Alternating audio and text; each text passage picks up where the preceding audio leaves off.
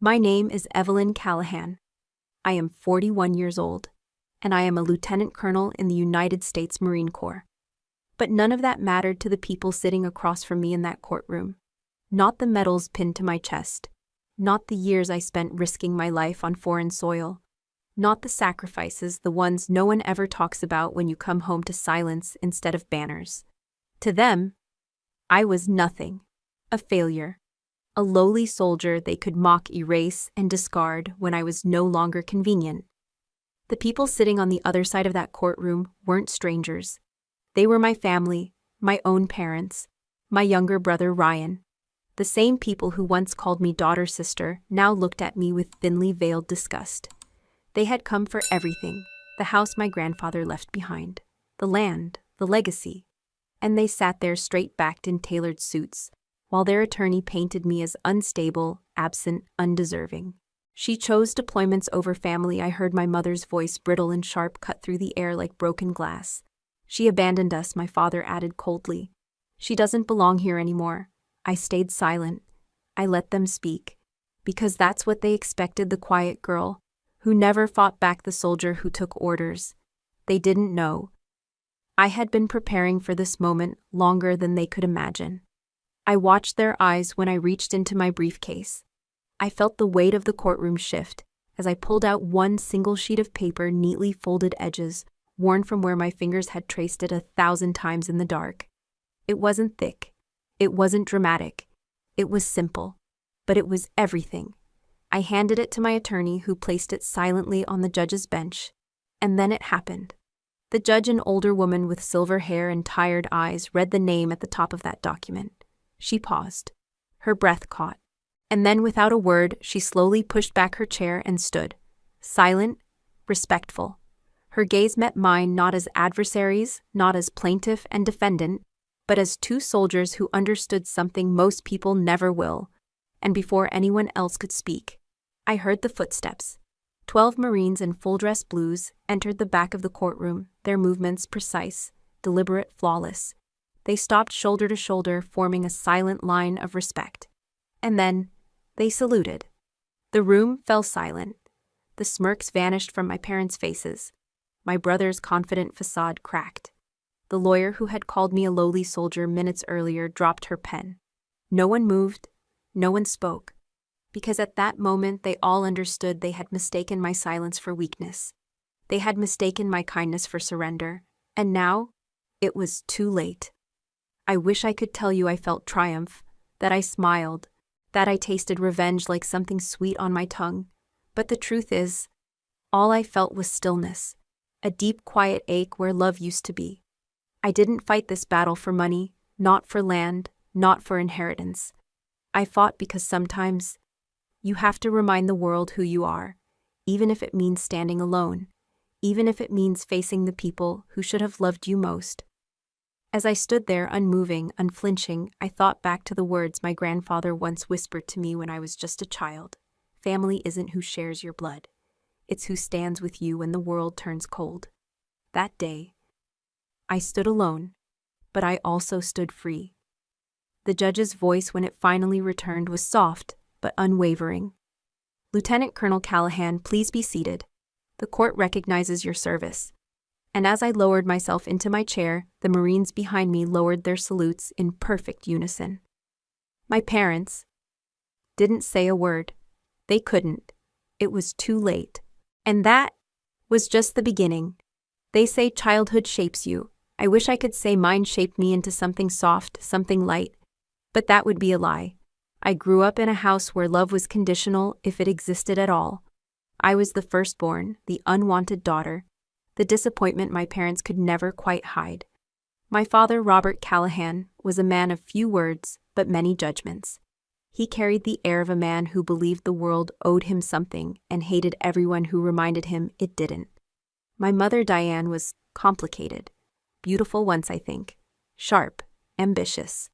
But whatever dreams she'd held as a girl had been crushed early by family, by expectation, by the suffocating smallness of our town. I remember overhearing her once. When I was 7, she was drunk talking to a neighbor at a backyard barbecue. I wanted to join the military, you know. She slurred, laughing bitterly. Wanted to be something.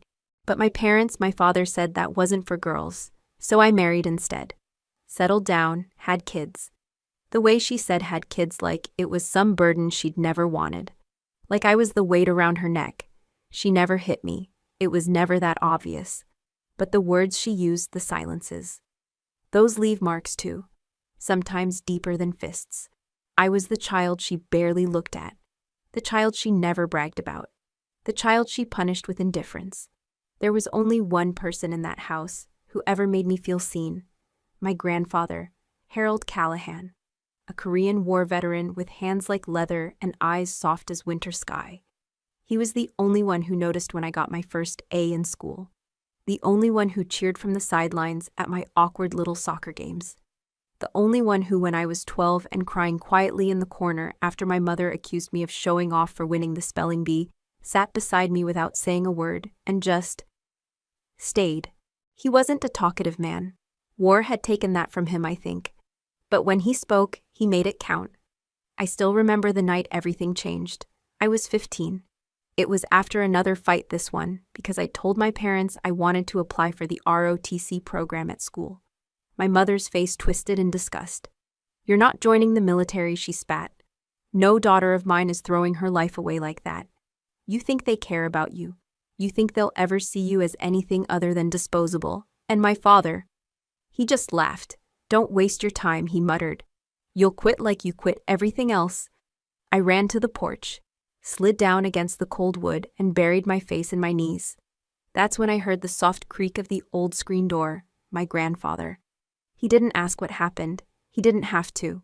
He just sat down beside me, pulled a worn silver lighter from his pocket, flicked it once, an old habit from his soldiering days, and said, "Don't let small people tell you how big you can be." I looked up confused. He smiled, soft, tired. "They tried to stop me too," he said. Told me I wasn't smart enough, strong enough, good enough. But I went anyway. I fought anyway. And I came home not because I was the best, he paused, lighting a cigarette, but because I refused to let anyone else write my story. I didn't say anything. I just let the words soak into my bones. That night, I made my decision. I would leave. I would join the Marines. I would become something more than the daughter they despised. I worked 2 jobs to pay for application fees. I ran 5 miles every morning before school. I studied harder than I ever had in my life. And on my 17th birthday, I signed the papers. Enlisted. No fanfare, no celebration. Just me, a recruiter with kind eyes, and the quiet promise to myself that I would never let anyone make me feel small again. Leaving home wasn't dramatic. It wasn't a slammed door or a screaming match. It was silence. A cold breakfast left untouched. A father who didn't even look up from his newspaper. A mother who, as I walked out the door with my one duffel bag, said flatly, "You'll be back. Girls like you always come back." But I never did. I wish I could tell you that the Marines welcomed me like a long-lost daughter. They didn't. The Corps breaks you, then rebuilds you. And for a girl like me, skinny, overlooked, carrying the weight of a lifetime of not being enough, it was hell. But I survived it. More than that, I excelled. I rose through the ranks not because I was the strongest, God knows I wasn't. Not because I was the smartest, though I was stubborn enough to learn fast. I rose because I refused to quit. Because every time I hit a wall, I heard my grandfather's voice in my head. "Don't let small people tell you how big you can be." I made it. Lieutenant Colonel, combat tours, decorations. I built a life I was proud of. But the one thing I never expected, the one thing I never saw coming, was that the people I left behind, the family I thought I'd finally outrun, would one day come for me all over again. Not with fists, not with words, but with something colder, sharper. Legal papers, lies, betrayal, and that is how this story really began. 15 years. That's how long it had been since I last stepped foot in my hometown. 15 years since I packed my life into one small bag and left without looking back. I told myself I would never return. Not for holidays, not for birthdays, not even for goodbyes. But death has a way of calling you home, even when the home isn't really yours anymore. It was the news of my grandfather's passing that brought me back. A simple call from a lawyer, no emotion, no warmth. "Mr. Harold Callahan has passed." The service is this Saturday. You're listed as a relative. That was it. No message from my mother. No word from my father or brother. Just silence. The same kind of silence they had given me all my life. I drove 12 hours straight. Didn't stop except for gas. Didn't sleep. Didn't think about how I would be received. Somewhere deep down, I already knew. When I pulled into the town, the same cracked sidewalks, the same faded storefronts, nothing had changed. Except me. I parked 2 blocks from the church. There were already too many cars in the lot, too many familiar faces in dark clothing gathered on the steps. I could feel the stares before I even stepped out. I wore my dress blues, not to show off, not to make a statement, but because my grandfather Harold Callahan had always said that a uniform was a promise to serve, to protect, to stand for something, and he deserved to be honored, even if no one else in that place thought so. As I approached the church, my parents were the first to notice. My mother's eyes swept over me, slow and deliberate. She didn't smile, didn't wave, didn't move an inch. My father crossed his arms, his lips pressed into that same thin line I remembered from childhood, the one that meant disapproval, disgust. Ryan, my brother, looked up from his phone only briefly before whispering something to his wife. They laughed, at their sister, at the woman who had buried friends, worn the weight of command, held broken soldiers in her arms, and still somehow was never enough for them. No one spoke to me, not one person. I walked up the steps. I nodded politely. I kept my face calm. Inside, though, I could feel the old wounds splitting open. There was no seat for me. Every pew was filled. My family, the same family who had once sat around the dinner table with me, who had taken my grandfather's kindness and twisted it into entitlement, made no effort to make room. I stood at the back, in full uniform, alone. I watched as they carried his casket down the aisle. I stood straight, hands at my sides, heart pounding in the stillness. And as the service began, I realized something was off. There was no mention of me. Not in the pastor's words, not in the obituary, not even in the family acknowledgments. The man who had been the only warmth in my life, the only one who had ever called me brave, and I was erased. Like I never existed. The ache that filled my chest wasn't new, but it was sharper than I remembered. After the service, I approached the casket alone. My parents, my brother, their friends, they stayed huddled together, whispering. No one followed me. No one interrupted. I laid my hand on the polished wood, took a breath. Thank you, I whispered, for seeing me, for believing in me when no one else did. I felt the tears sting, but I blinked them back. I wouldn't let them see me cry. Not here, not now. As I turned to leave, I heard fragments of conversation. A cousin, one I barely remembered, mentioning something about the house, about the will, about how, of course, Diane and Robert are inheriting everything, how it was the right thing, how Evelyn was never really part of the family anyway. I kept walking, didn't stop, didn't react, but the words clung to me, sticky, rotten. Back at my motel, I couldn't sleep. The memories kept circling. The way my mother's eyes narrowed when she saw me. The way my father didn't even shake my hand. The empty seat that should have been mine. Something was wrong. Something wasn't adding up. My grandfather wasn't a wealthy man, but he was meticulous, detail-oriented. A man who once told me, "Will isn't about money, it's about making sure your voice still speaks after you're gone." And this didn't feel like his voice. I pulled out my phone, typed in the name of the attorney who had called me. It took less than an hour to confirm the first oddity. The reading of the will had already happened, without me, without even notifying me. I sat there in the dark motel room, the hum of the old air conditioner filling the silence, and I felt it. That same cold weight I'd carried on battlefields. The same gut instinct that had saved my life more times than I could count. Something was very, very wrong. And whatever it was, I was going to find it. Not for revenge, not for money, but because Harold Callahan raised me better than to walk away from the truth. I had come home for a funeral, but I was about to uncover something far bigger, something my family thought they had buried for good. And this time, I wasn't leaving until justice was served. There's a moment right before a battle begins when every instinct sharpens, the air stills, time slows, And you know without question that something is coming. That's what it felt like the morning after the funeral. I couldn't shake the feeling that something was off, not just emotionally, not just the cold way my family had treated me, but something deeper, something deliberate. I wasn't supposed to be there. That much was clear. And the more I replayed the events in my mind, the missing seat at the church, the sidelong glances, the hushed voices, the more I felt the weight of something hidden pressing against me. I did what I was trained to do. I went to work. I started with the basics: public records, county filings, property deeds. It wasn't difficult. Years in military intelligence teaches you how to find patterns, how to follow trails most people overlook. The first red flag was immediate. The will that had supposedly been read last month, the one that left everything to my parents and my brother, was filed just 3 weeks before my grandfather's death. Too recent, too convenient.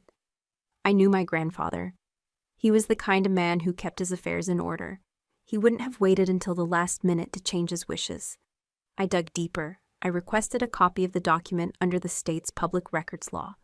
It arrived by email that afternoon, a scanned PDF. At first glance, it looked legitimate. Legal letterhead, typed neatly, signed, dated. But something caught my eye. The signature. It wasn't right. Too stiff, too clean. My grandfather's real signature. I had dozens of samples in old birthday cards, letters, even a pocket knife he had engraved for me as a child was more fluid, more natural. I enlarged the signature on my laptop screen and stared at it until the pieces clicked. It was a forgery, a good one, but a forgery all the same. I kept going. The lawyer listed as having drafted the will, Anthony Carlisle, didn't exist.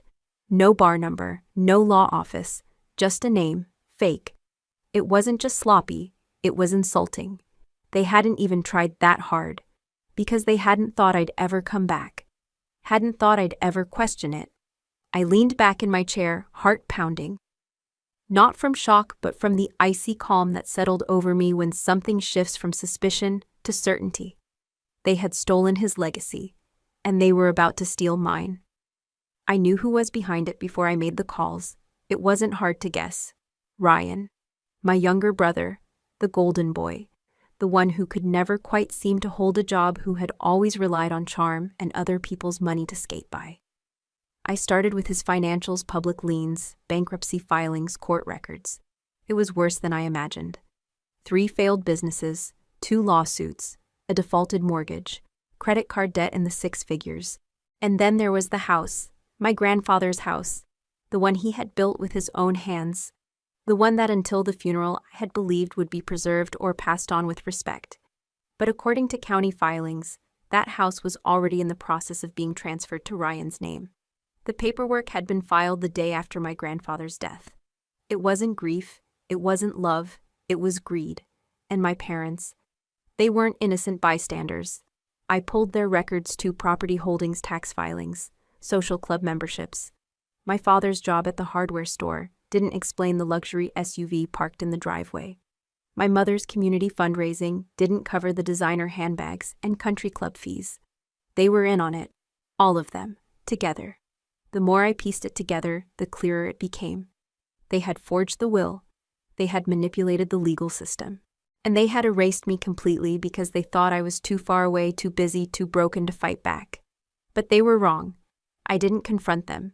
Not yet. Confrontation is the last step. First you gather, you watch, you build the case. I went to the house that night. The old house, my grandfather's house. I parked down, the street lights off, and just sat there watching. The porch light was on. Laughter drifted from the living room. Ryan's car in the driveway. My father's truck. My mother's laughter, sharp, brittle, familiar. I thought about the nights I'd spent on that porch as a child.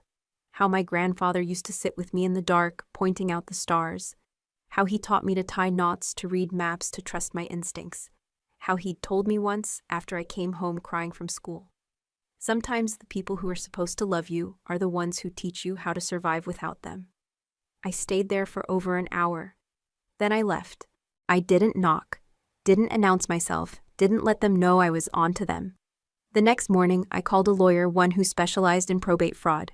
I started the process of quietly gathering every piece of evidence I could: financial transfers, signature analysis, witness statements. and I kept my mouth shut. I smiled when they called me the forgotten daughter. I nodded politely when my mother made passive-aggressive digs about career women and failed family values. I pretended I didn't know, because sometimes silence is more powerful than any scream. I wasn't going to fight them in the gutter. I wasn't going to stoop to their level, but I was going to take back what was mine, with precision, with dignity, and with the quiet, unshakable knowledge that the truth once revealed has a weight no lie can outrun.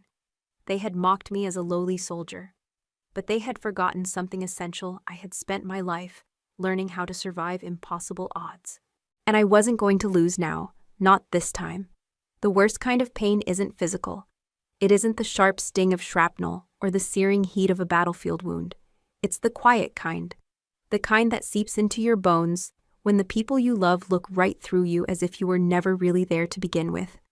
I've faced death. I've faced chaos. I've stood in the middle of gunfire so thick it drowned out thought. But nothing has ever felt as brutal as the silence that met me each time I came home. When you're deployed, you build your world in fragments, moments, little windows of time stolen between missions, and you hold on to whatever connection you can. Letters, photos, the sound of a familiar voice across a shaky phone line. But for me, those phone lines were always quiet. I remember the first time I came home on leave. It had been 9 months without seeing my family. I was 23, just promoted. I still carried the naive hope that maybe, just maybe, they would be proud. I stepped off that bus in my dress blues, my boots polished, medals gleaming, and no one was there, not my parents, not my brother. No welcome sign, no smiles, just the cold slap of winter wind and the realization that I had come home to no one. I made my way to the house, knocked. My mother opened the door with a surprised expression as if I was an unexpected guest. Not her daughter returning from the other side of the world. Oh, she said flatly. Didn't know you were coming. No hug, no warmth. Just those words. I stayed 2 days, a mistake I wouldn't repeat often. Most of the time they barely spoke to me. Ryan had his friends over, laughing, drinking, filling the house with noise I wasn't part of. My father barely glanced up from the television. My mother smiled politely when I spoke, but her eyes, those eyes, never softened.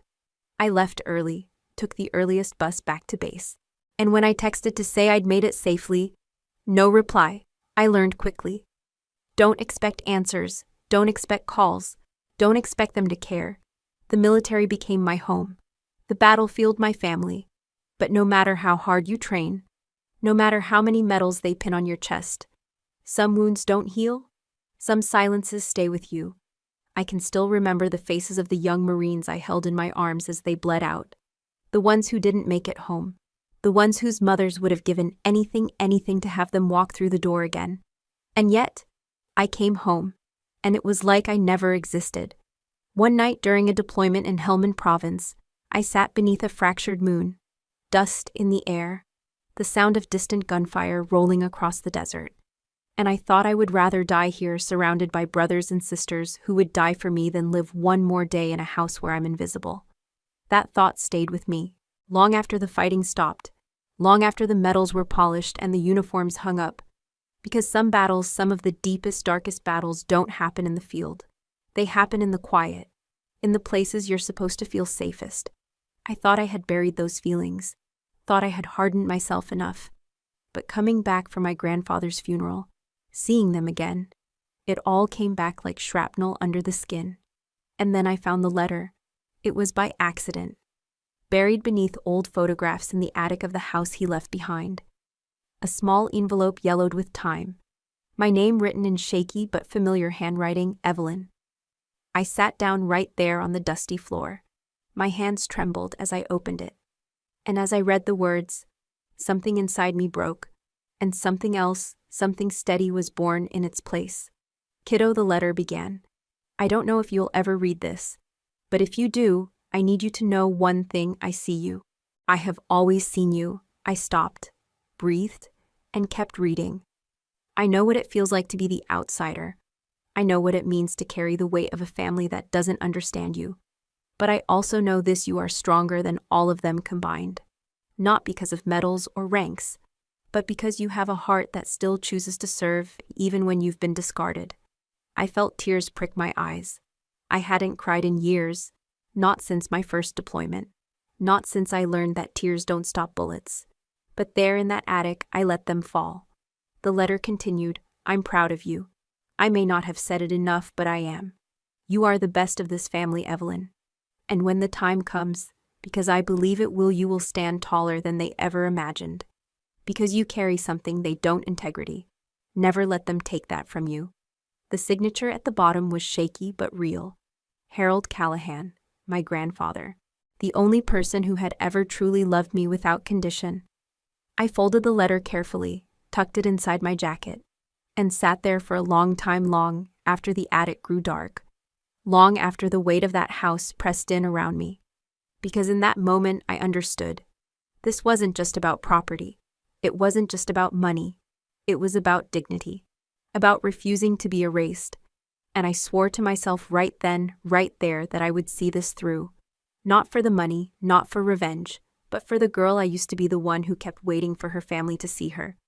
And for the soldier I had become, the one who had learned to stand alone. The next morning, I made a decision that changed everything. I reached out to General Linda Brooks.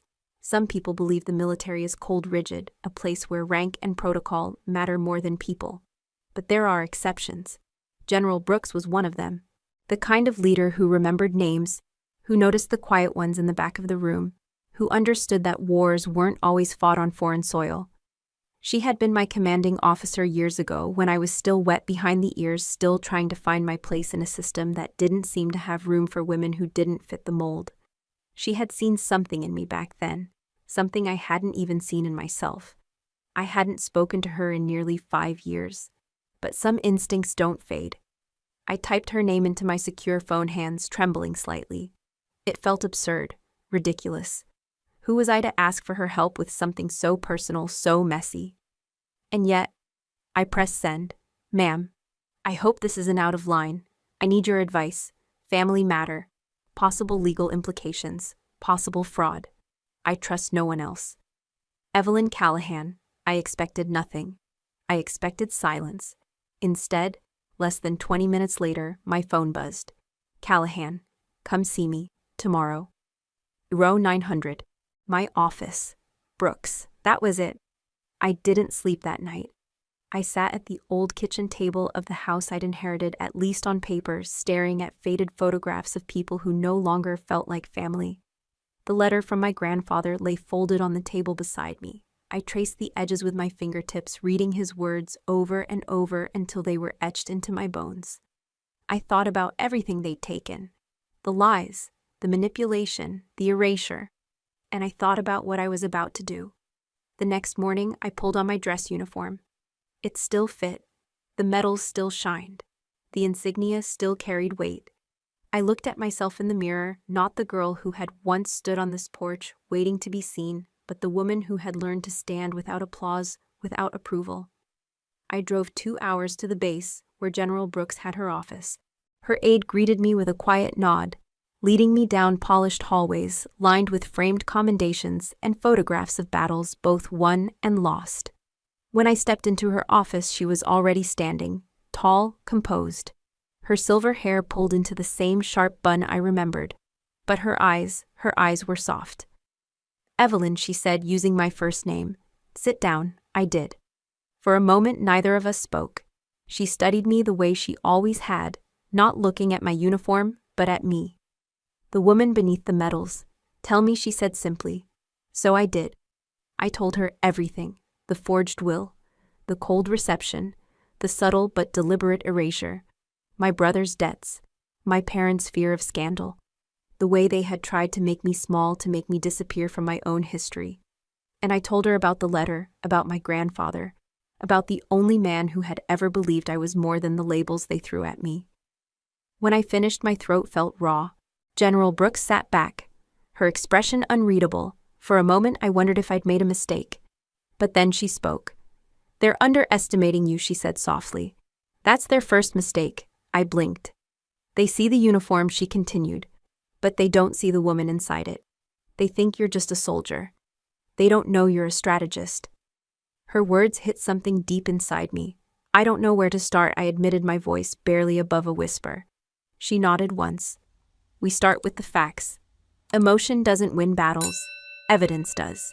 She leaned forward, pulling a legal pad toward her. We're going to map this out. Every name, every transaction, every inconsistency. We treat this the same way we'd treat an intelligence breach. Something in me steadied. The soldier in me took over. This wasn't about hurt feelings. This was about facts, proof, strategy. For the next 3 hours, we worked. She asked questions pointed precise. I answered. I showed her the forged signatures, the discrepancies in dates, the sudden changes in my family's financial behavior. When I faltered, she reminded me one step at a time. You've faced worse than this. By the time we finished, there was a rough blueprint, a timeline of deceit, a web of lies, a map of betrayal. I sat back, exhaling. For the first time in weeks, my breathing felt steady. She looked at me with something almost maternal. Evelyn, she said quietly, I've watched you lead men and women into situations most people can't imagine. You've saved lives, made hard calls. This is just another battlefield. And you're not alone. I felt something tighten in my chest. Something old, something fragile. Why are you helping me? I asked softly. She smiled, but it didn't quite reach her eyes. Because once, I was you, she whispered. And no one helped me. The room fell silent. The weight of her words settled deep into my bones. I stood. She did too. Thank you, I said. The words felt small, but they were all I had. She reached out, squeezing my shoulder gently. We'll get them, she said simply. One step at a time. As I left her office, the sun broke through the clouds. I stepped outside into the cold air, the wind catching the edges of my uniform. And for the first time in weeks, I felt steady on my feet. I wasn't just fighting for myself. I was fighting for the woman I had become. And I wasn't fighting alone. The morning of the hearing arrived cold and sharp. I stood in front of the mirror, fastening the last silver button on my dress blues. My fingers moved with practiced precision, muscle memory from years of service. The metals on my chest caught the soft light filtering through the window. Small pieces of metal that to most people meant nothing. To me, they were fragments of battles survived, sacrifices made. And yet, standing there, I didn't feel like a decorated Marine. I felt like a woman walking willingly into a battlefield far more ruthless than any I'd faced overseas, the family courtroom. I arrived alone, no fanfare, no applause, no one waiting by the courthouse steps. Just me, my uniform, and the quiet resolve I had spent years building. Inside, the room was already half full. I saw them immediately, my parents seated together, wearing the kind of stiff, practiced smiles that come from years of social pretense. My brother Ryan sat at their side, his jaw tight, his fingers drumming nervously on the table. Across from them, their lawyer's sharp suit. Sharper eyes sorted through papers. They didn't look at me when I entered. Or maybe they did, but I didn't meet their eyes. I kept my chin high, my steps measured. Each click of my polished shoes against the floor sounded impossibly loud in the silence of that room. I took my seat beside Franklin, General Brooks' trusted attorney. He gave me a small nod, calm and steady. I returned it, my face unreadable. The judge, a stern woman named Patricia Holloway, entered moments later, and the room stood as one. When we sat again, I caught for just a moment the flicker of an expression on my mother's face. A smirk, a thin, bitter line of amusement. Your Honor, their lawyer began smoothly. We are here today to address the matter of the estate of the late Mr. Walter Callahan. My heart tightened slightly at the sound of my grandfather's name, but I said nothing. I sat, I listened, I waited. Their case unfolded the way I expected it would. They painted me as the estranged daughter, the one who left. The one who abandoned her family for a military career that, in their words, alienated her from the values and traditions of the Callahan family.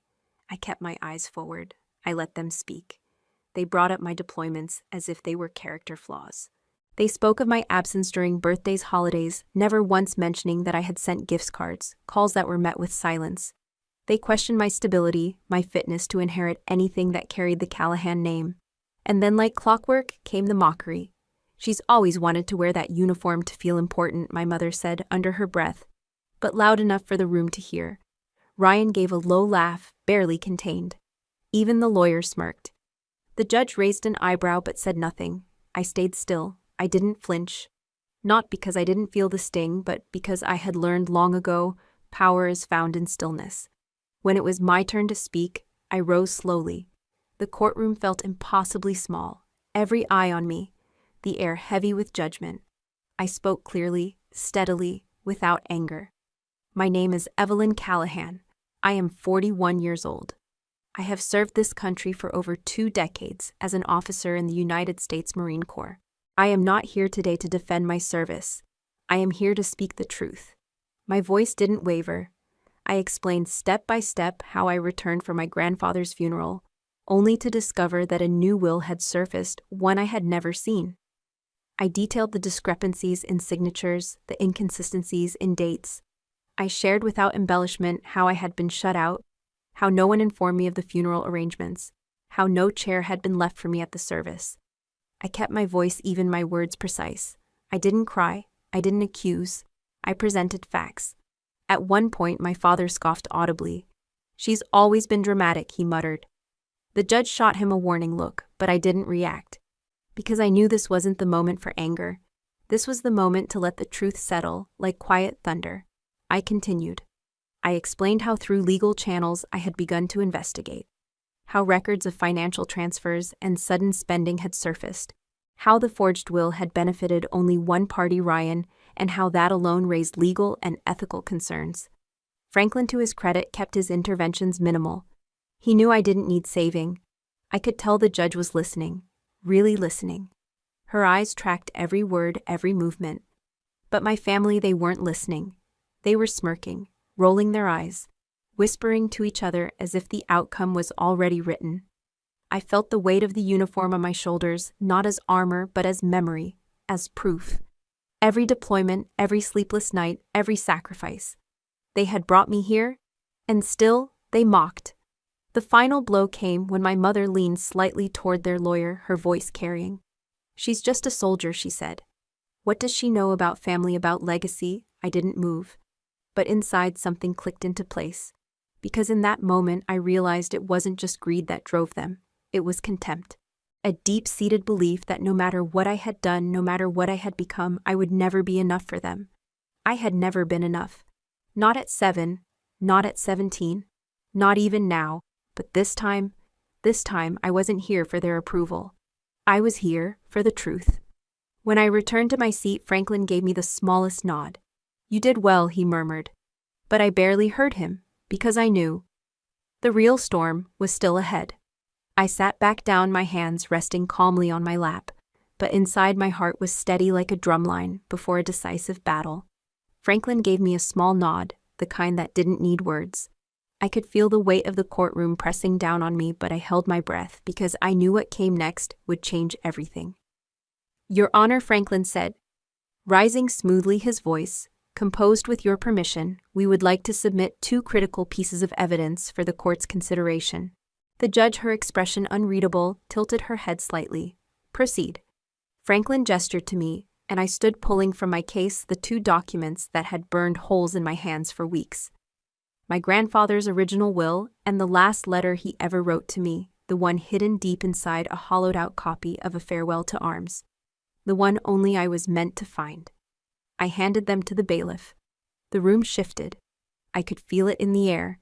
The judge, Patricia Holloway, adjusted her glasses and began to read. The courtroom was so silent I could hear my own heartbeat, steady and relentless. My family shifted uncomfortably at the table across from me. My mother's lips pursed, her fingers clenching the armrest. Ryan's knee bounced nervously under the table. My father whispered something to their attorney, whose expression began to falter. Because they knew, I had the truth. The judge read in silence for what felt like an eternity. Then she carefully set the papers down and removed her glasses, her eyes flickering across the room before settling on me. "Ms. Callahan," she said softly, "would you mind approaching the bench?" I rose, without hesitation. Franklin followed. As we stepped forward, the judge's voice dropped to something nearly reverent. "This letter," she murmured, almost more to herself than to us.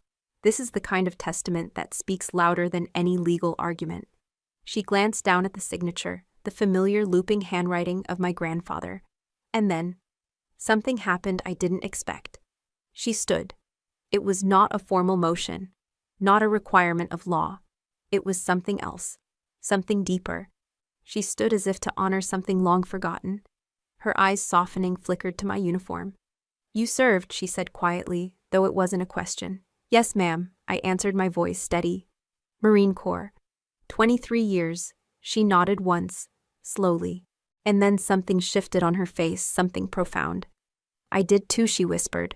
"Desert Storm." For a moment the courtroom wasn't a courtroom. It was two veterans meeting across time. Across different wars, different battles, but with one shared code: honor. She straightened.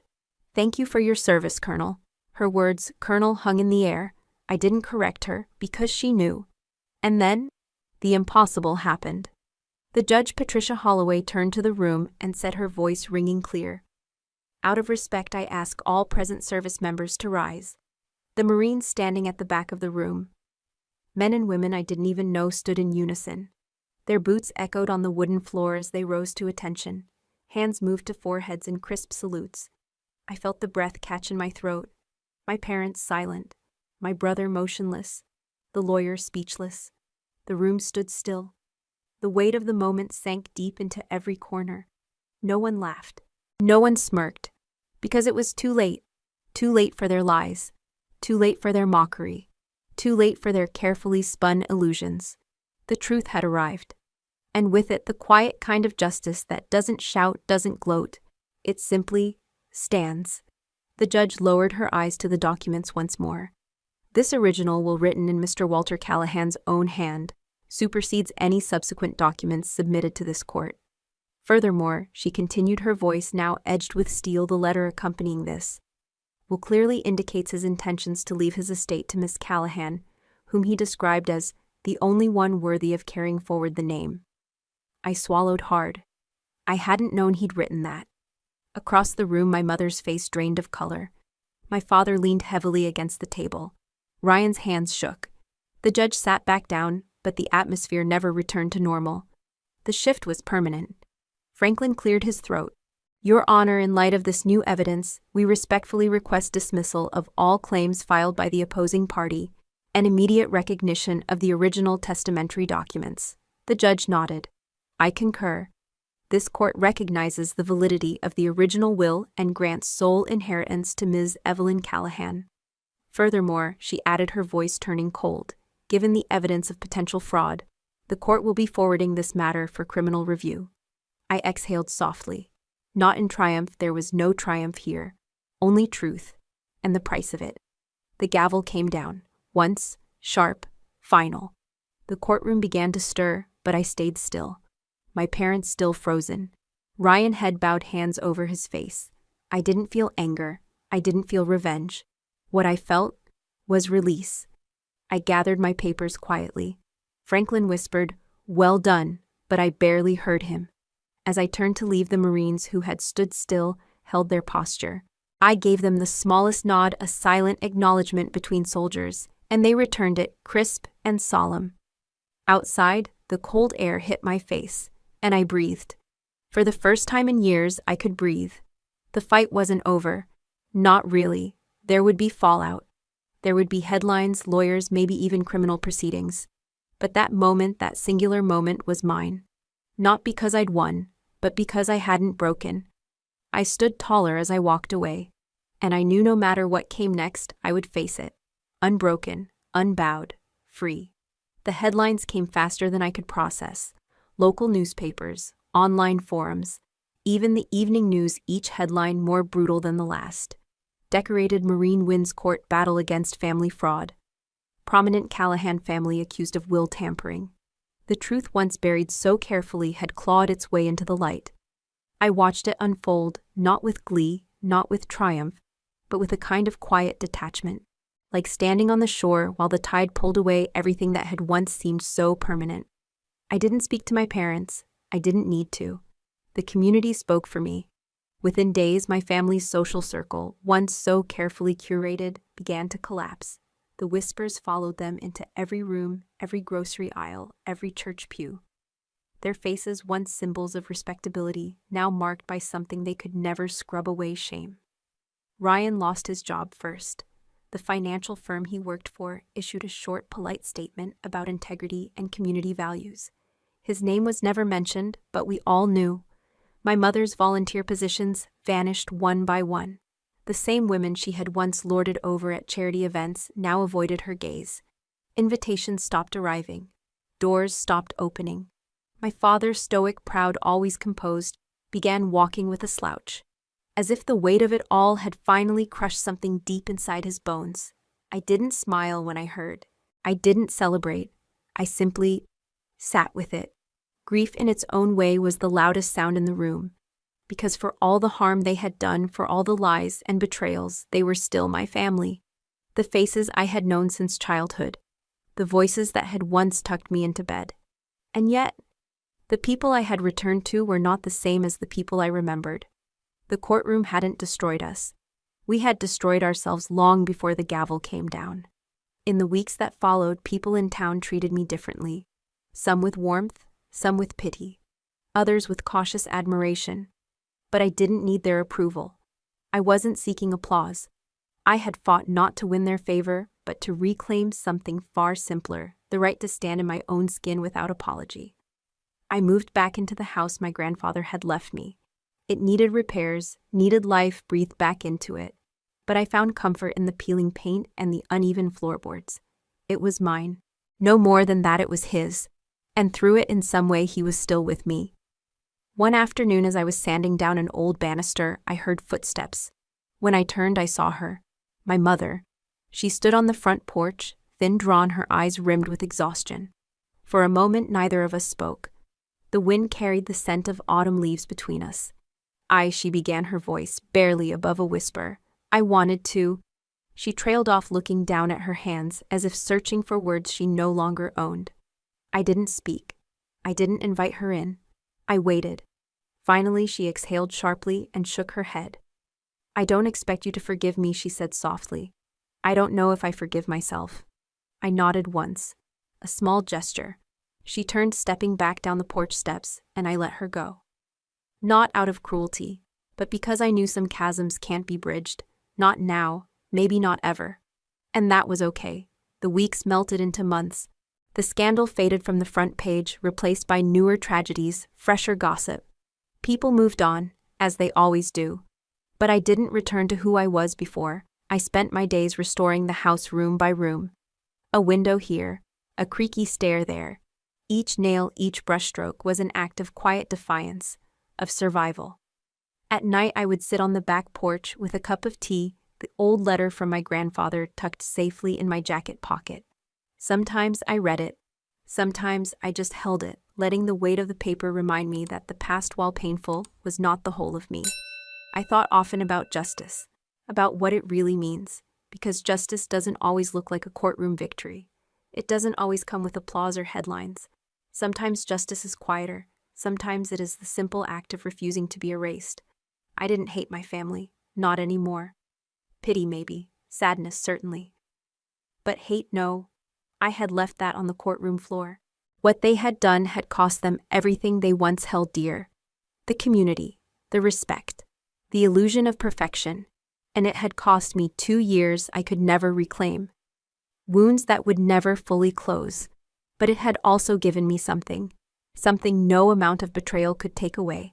Myself, the real me. The woman who stood her ground. Who faced the storm and did not flinch. One evening, as the sun dipped below the horizon, I heard the distant sound of children's laughter from down the street. Life has always moved on. And for the first time in a long time, I smiled. A real smile. Not born from victory, not born from revenge, but from peace. Because at last, I was free. And that, after everything, was enough. I didn't know what legacy meant until I had nothing left to prove. The court was over. The family I once tried so desperately to belong to had faded into the background of my life, still there, like old scars, but no longer dictating my every move. And for the first time in years, I could breathe. The inheritance from my grandfather was more than I expected. The house, of course, but also savings he'd carefully tucked away over decades. Investments I never knew about. A quiet man who had never bragged, never boasted, but who had built something solid, steady, waiting for the right hands to hold it. I thought long and hard about what to do with it. It would have been easy to spend it on myself. A new house, a new car, a fresh start somewhere far away. But that wasn't who he raised me to be. Instead, I used a portion of the money to set up something I wished had existed when I was a child. The Callahan Foundation, a scholarship fund for children of military families. It wasn't flashy, it didn't make headlines, but it was real. And for the first time, I felt like I was building something bigger than myself, something that would last. I named the first scholarship after him, the Harold Callahan Award for Resilience. Each time I signed the letters to recipients, I felt something lift inside me, a weight I hadn't even known I was carrying. The letters were always the same. You are stronger than you think. You are seen. You are valued. Keep going. And I meant every word. Some days I would sit on the porch of the old house, watching the wind move through the trees, thinking about how life can take everything from you and still give you something back. It was around this time that the first letter came. From her, from my mother. It arrived in a plain envelope, careful handwriting on the front. No return address, but I knew. I let it sit on my desk for 3 days before opening it. The letter was short, stilted, but it was the first thing she'd written to me in decades. Evelyn, I don't know if you'll read this. I don't know if I have the right to ask, but I wanted you to know I see now what I couldn't see then. I spent my life wanting to be the woman you became, and when I couldn't be her, I punished you for it. I read the words twice, 3 times, and then I cried. Not out of anger, not out of grief, but because sometimes broken things don't need to be fixed. Sometimes they just need to be acknowledged. We exchanged letters after that. Slowly, carefully, never forced. I didn't forgive her right away. I'm not sure I ever truly did. But I let the letters continue. In them she admitted things I never thought I'd hear. That she had once dreamed of joining the Navy. That her parents, my grandparents, had crushed that dream before it could take shape. That she had spent her life trapped between who she was and who she was allowed to be. And when I did what she couldn't when I broke free, she couldn't bear it. Jealousy is a cruel thing. But fear is worse. Her words didn't erase the past. They didn't change what she'd done, but they helped me understand. And sometimes understanding is the first step toward peace. I kept busy with the foundation. We expanded the scholarship to cover not just tuition, but also counseling services, mentorship programs, and emergency grants for military families in crisis. It became more than a project. It became a purpose. I found that purpose changed me. I no longer looked in the mirror and saw the unwanted daughter. I no longer measured my worth by the acceptance of people who had never truly seen me. I saw strength. And I saw choice. I even started speaking at local events, something I never thought I'd do. I told my story, not the scandal, not the headlines, but the real story of a girl who grew up unseen, who built a life no one expected, who was broken and still stood back up. I spoke not for sympathy, but for solidarity. Because there are more of us than people realize. People who carry invisible wounds. People who have been told they are too much or not enough. People who have been made to feel small in their own families, in their own skins. To them I said this: you are not what was done to you. You are what you choose next. The letters from my mother slowed, then stopped. I learned through a neighbor that she had fallen ill. Cancer, stage 4. I didn't go to the hospital. I couldn't. Some lines, even when blurred, stay drawn. But I wrote her one last time. I hope you find peace, I wrote simply. I have. She passed quietly 2 months later. Her funeral was small, no headlines, no public drama. I didn't wear my uniform. I didn't need to.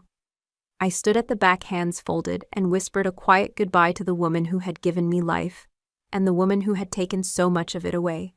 I let the wind carry the rest. In the years that followed, the Callahan Foundation grew. So did I. I found love again, not the desperate kind, not the kind that seeks to fill old wounds, but the gentle kind, the steady kind. I learned that family isn't always the people who share your blood. Sometimes it's the people who show up when you fall, the people who see you not as broken, but as whole. I learned that legacy isn't about wealth or fame. It's about the lives you touch, the stories you leave behind. And I learned most of all that justice isn't always loud. Sometimes it is quiet. Sometimes it is patient. Sometimes it is simply choosing to rise. And in the end, I chose to rise. Forgiveness is a strange thing. People talk about it like it's a switch you can flip. One day you're angry, the next you're at peace. But I learned it doesn't work that way, at least not for me. The last letter from my mother arrived just weeks before she passed. Her handwriting was shaky, almost unreadable in places, but the words were clear. She wrote, "Evelyn, I don't deserve your forgiveness. I know that now. I spent my life resenting you for chasing the freedom I was too afraid to claim. I punished you for being brave when I wasn't. And I'm sorry. I'm so deeply sorry." I read those words in silence. I didn't cry. I didn't rage. I sat with the letter folded in my lap, breathing slow, steady breaths. And for the first time, I felt the weight of something I'd carried for decades begin to shift. Her apology came too late to fix anything, too late to rebuild what had been broken between us. But I realized it wasn't really for her. It was for me. It gave me permission to stop running. I wrote her back. Just one line. "I accept your apology. I wish you peace." I never heard from her again. When she died, I didn't speak at her funeral. I didn't stand by the casket. But I stood near the old church steps just as I had all those years before, when they tried to lock me out of my own grandfather's farewell. Only this time, there was no bitterness in me, only quiet. I learned that sometimes forgiveness isn't about the other person at all. Sometimes it's about setting yourself free from the need to keep bleeding. I let go. But I didn't forget. Some things you don't forget. My brother Ryan followed a different path. After the court case, after the truth came out, and the community turned its back on my family, I thought he might change. For a while, he seemed to. He kept a low profile, moved to another state, started what I thought was a legitimate business. But patterns are hard to break when they've been your survival for too long. 2 years after our mother passed, I got the call. Ryan had been arrested, charged with multiple counts of financial fraud and embezzlement. He'd conned dozens of people out of their savings, built an empire on lies. All of it crashing down just like the house of cards he'd built once before. This time, though, I felt nothing. No anger, no satisfaction. Just nothing. I didn't attend the trial. I didn't write to him in prison. I didn't need to. Justice, I realized, has its own rhythm. It doesn't always come when you want it, but eventually, it comes. And when it does, you don't have to lift a finger to make it happen. The truth has a way of surfacing all on its own. Some friends asked me if I felt vindicated, if I wanted to press further to make sure he paid the maximum price. I told them no. I had spent too many years trapped in that cycle: revenge, resentment, righteousness. I had learned sometimes the hardest way that holding on to anger only keeps you chained to the very people who tried to break you. Ryan would answer for what he did. The law would see to that. But I wasn't going to waste another breath on him. Instead, I poured myself into what mattered. The Callahan Foundation flourished. More scholarships, more lives changed. More stories of young men and women who would never have to feel invisible the way I once did. I found joy in quiet things: morning walks, letters from scholarship recipients, phone calls from fellow veterans who found strength in my story. I found love, not the kind that sweeps you off your feet, but the kind that steadies you. Laura, my wife, brought a peace into my life I hadn't known was possible. She didn't flinch at my past. She didn't pity me. She saw me, all of me, and I let her. I still think about my mother sometimes, about Ryan, about the version of me that once stood outside a locked church, too broken to speak. But those thoughts don't haunt me anymore. They remind me that survival isn't just about enduring what's done to you. It's about choosing who you become afterward. I chose to become someone my grandfather would have been proud of. Someone my younger self would look at and say, "You made it. You're okay." That's the thing about forgiveness. It's not an erasure. It's not forgetting. It's choosing to live anyway, to move forward anyway, to love anyway. And that is enough. The sky was overcast the morning I returned to visit my grandfather's grave. There was something fitting about the gray clouds, the gentle breeze stirring the leaves. It felt quiet, still, like the world itself was pausing for just a moment. I parked the car, walked the familiar path lined with worn headstones, and found him. Harold Callahan, beloved father, veteran, the man who saved me before I even knew I needed saving. I stood there for a long time. I didn't speak at first, didn't know how. How do you thank someone for giving you the only love that ever felt unconditional? How do you put into words the weight of everything that's happened since the last time you stood by their side? Eventually, I crouched down, my fingers brushing over his name carved in stone, and I whispered softly, "They tried, Grandpa. They tried to take everything, but they couldn't, because you taught me who I am, and I never forgot." I placed a single white rose by the headstone, a small token, but one that held everything I couldn't say. The memories flooded in the afternoons on his porch, the way he taught me to tie my boots, the way his eyes always softened when he looked at me, as if he saw the person I could be long before I saw her myself. He's the reason I made it. Through the battles overseas, through the battles at home, through the betrayal, the heartbreak, the loneliness. There are wounds that never really heal. But dignity. Dignity is something no one can ever take from you. I stood brushing the grass from my knees, and for the first time in years, I felt light. Not because the pain was gone, it wasn't, but because I'd finally stopped letting it define me. I didn't hate my family anymore. I didn't love them either. I let them be what they were, a chapter, not the whole story. In the months after the court case, life took on a new rhythm. I used the inheritance not for myself, but for others. The Callahan Veterans Scholarship Fund was born quietly without fanfare, just the way Grandpa would have wanted. The first check went out to the daughter of a retired Marine, someone who'd nearly dropped out of college because her family couldn't afford the tuition. I met her once briefly. Her eyes reminded me of who I used to be, full of fight, full of hope. And that was enough. The final scene I'll leave you with isn't me in a courtroom. It isn't me in uniform. It's me standing at the unveiling of a simple bronze plaque. Callahan Veterans Scholarship, in memory of Harold Callahan. For those who serve, for those who stand. And I know deep down that's the real legacy. Not the pain, not the betrayal, not the courtroom battles or the broken promises. The legacy is resilience. It's choosing to build instead of destroy. To forgive without forgetting. To rise without stepping on the backs of others. Before we say goodbye, I'd love to know, where are you watching from? Is it a quiet morning with a warm cup of coffee? Or maybe it's a late night where stories like this keep you company when the rest of the world feels asleep? Let me know in the comments. We read every single one. With gratitude.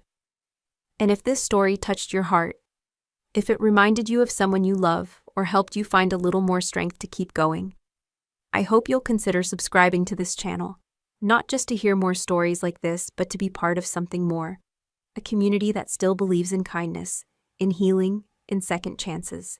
Thank you. Thank you for giving me a piece of your time today. Thank you for letting me share this journey with you. Wherever you are, whatever you're carrying, I hope you remember. Sometimes the miracle doesn't knock on your door. Sometimes it waits, quietly, patiently, until you're ready to open your heart and let it in. Take care of yourselves, and I'll see you in the next story.